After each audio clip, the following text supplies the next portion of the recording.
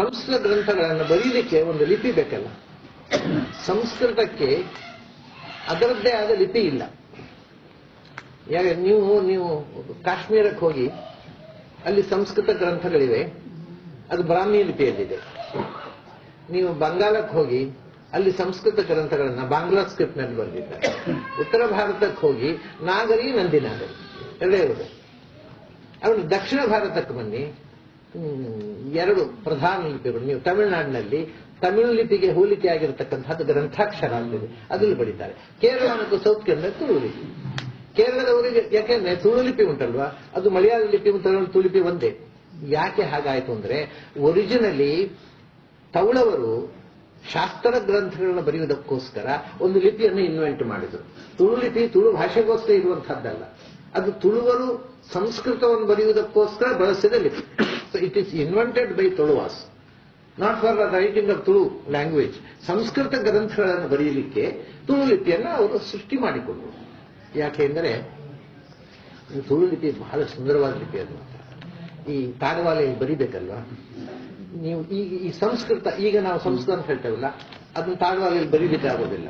ಯಾಕೆಂದ್ರೆ ನೀವು ಹೀಗೆ ಅದು ಮೇಲಕ್ಕೆ ಅಡ್ಡ ಕಟ್ಟು ಸೀರೆ ಹೇಳಿಬಿಟ್ರೆ ಆ ಪಾಮ್ ಲೀಫ್ ಉಂಟಲ್ಲ ಕಟ್ಟಾಗಿ ಹೋಗುತ್ತೆ ಅಲ್ಲಿಗೆ. ಅದರಿಂದ ಪಾಮ್ ಲೀಫಿನಲ್ಲಿ ಬರೀಬೇಕಾಗಿದೆ ಅಕ್ಷರ ಬಳ್ಳಿಯ ಹಾಗಿರಬೇಕು.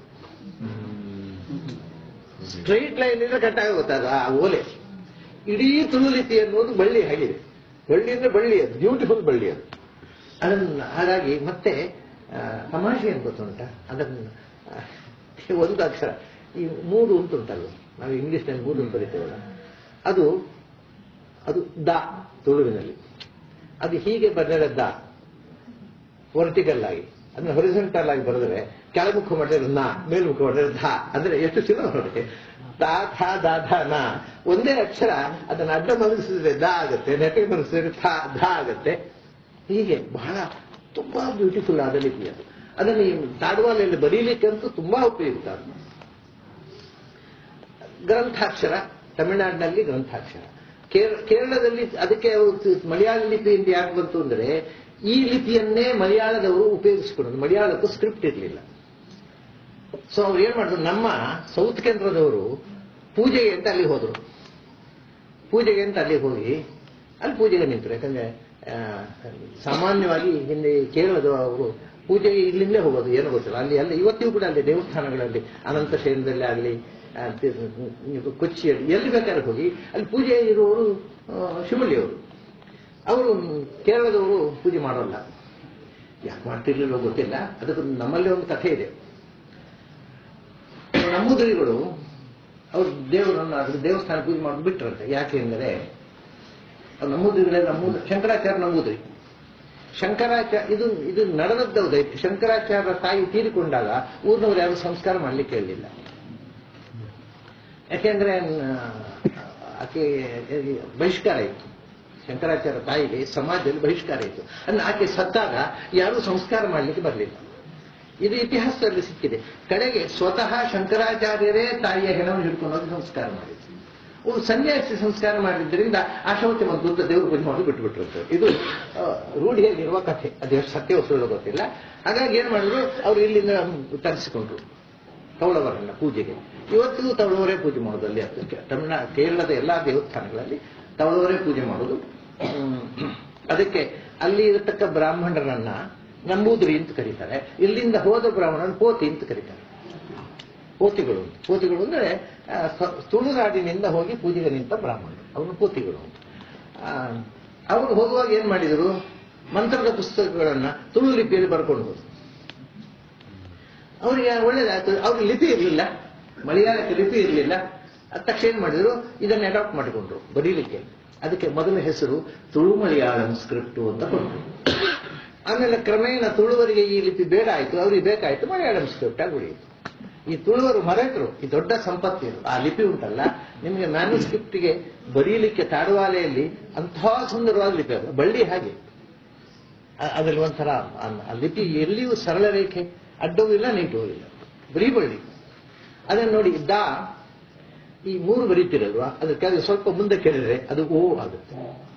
ಅದಕ್ಕೆ ಒಂಚೂರು ಬಾಲ ಕೊಟ್ಟರೆ ಓಂ ಆಗುತ್ತೆ. ಈಗ ಎಲ್ಲಾ ಕಡೆ ಚಾಲ್ತಿಯಲ್ಲಿರುವ ಓಂ ಉಂಟಲ್ವಾ, ಅದು ತುಳು ಲಿಪಿಯ ಓಂ, ಹಿಂದಿದ್ದಲ್ಲ ಸಂಸ್ಕೃತದ್ದಲ್ಲ.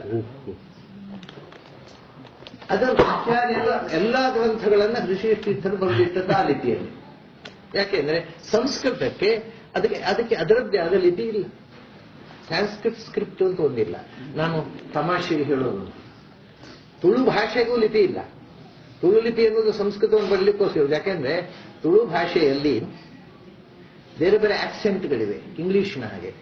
ತುಳುವಿನಲ್ಲಿ ಅವನು ಮಾಡಿದ ಮತ್ತು ನಾನು ಮಾಡಿದೆ ಅನ್ನುವುದಕ್ಕೆ ಆಯೆ ಅಂತೆ, ಏನು ಅಂತೆ ಬರೀ ಟೇ ಮತ್ತು ತೆ, ಅಂತೆ ಅಂತೆ. ಈ ಎ ಮತ್ತು ಎ ಉಚ್ಚಾರ ಉಂಟು. ಅಂದ್ರೆ ಇಂಗ್ಲಿಷ್ನ ಎ ಉಚ್ಚಾರ ಇದೆ ತುಳುವಿನಲ್ಲಿ, ಅದಕ್ಕೆ ಲಿಪಿ ಇಲ್ಲ. ಅದ್ಯಾಕೆಂದ್ರೆ ಸಂಸ್ಕೃತದಲ್ಲಿ ಇಲ್ಲ ಉಚ್ಚಾರ, ಅದಕ್ಕೆ ಲಿಪಿ ಇಲ್ಲ. ಅದು ಸಂಸ್ಕೃತವನ್ನು ಬರೆಯಲಿಕ್ಕೋಸ್ಕರ ಮಾಡಿದ ಲಿಪಿ. ಹಾಗಾಗಿ ನಾನು ತಮಾಷೆ ಹೇಳೋದು, ಜಗತ್ತಿನ 2 ಶ್ರೇಷ್ಠ ಭಾಷೆಗಳಿಗೆ ಲಿಪಿ ಇಲ್ಲ, ಒಂದು ಸಂಸ್ಕೃತಕ್ಕೆ ಮತ್ತೊಂದು ತುಳುವಿಗೆ.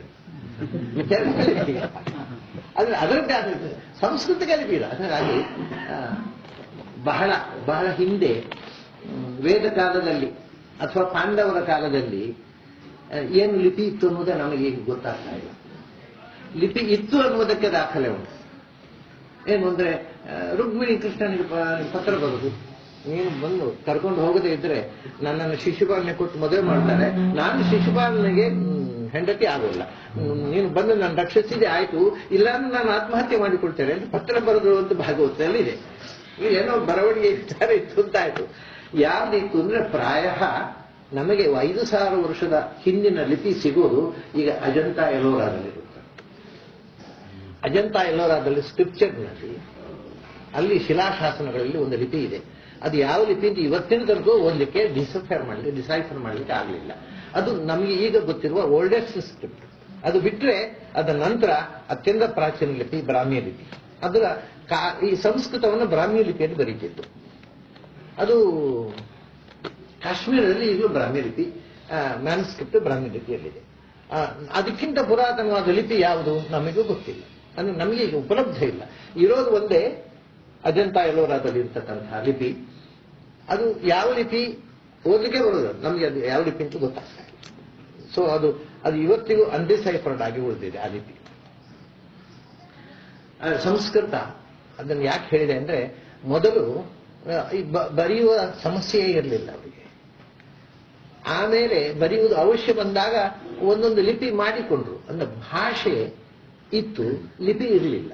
ಲಿಪಿ ಮತ್ತೆ ನಮಗೆ ಬರೆಯುವ ಅವಶ್ಯಕತೆ ಬಂದಾಗ ಒಂದೊಂದು ಲಿಪಿಯನ್ನು ನಾವು ಇನ್ವೆಂಟ್ ಮಾಡಿಕೊಂಡೆವು. ಅದು ಸಂಸ್ಕೃತವನ್ನು ಬರೆಯುವ ಅವಶ್ಯಕತೆ ಬಂತು. ಮುಂಚೆ ಶ್ರುತಿ ಸ್ಮೃತಿ ಇದ್ದಲ್ವ ಇದ್ದದ್ದು, ಕೇಳುವುದು ನೆನಪಿಟ್ಟುಕೊಳ್ಳುವುದು, ಶ್ರುತಿ ಸ್ಮೃತಿ ಬರೆಯುವುದು ಇಲ್ಲ. ಆದ್ದರಿಂದ ಶುದ್ಧ ಪಾಠ ಇತ್ತು. ಬರೆದು ಇಡುವ ಬಂದ ಕೂಡಲೇ ಬರೆಯುವಾಗ ಅಕ್ಷರ ಪಾಠಾಂತರಗಳು ಶುರುವಾದವು.